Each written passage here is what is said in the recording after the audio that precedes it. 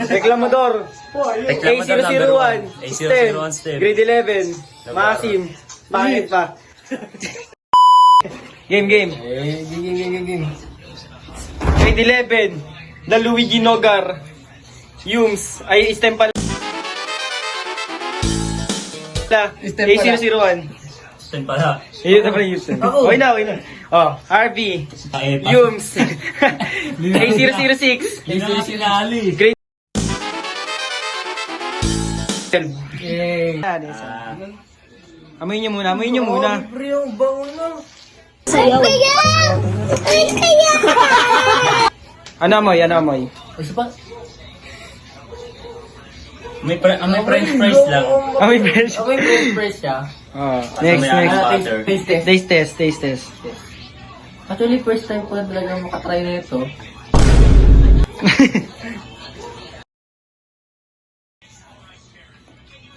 Ang sarap.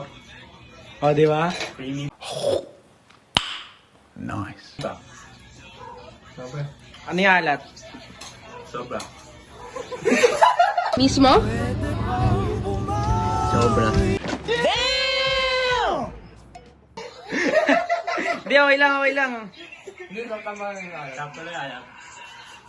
Medyo na pa sobra. Hindi, sa formasan yun nakuha mo. Ano po mo ito? Ang crunchy niya, pre. Nakigawa yung video. Pero, basta lasa siyang french fries na cheesy. Tapos, Di pantay yung lasa. hindi patay. Ako po. Yung iba sobrang alat, yung iba hindi.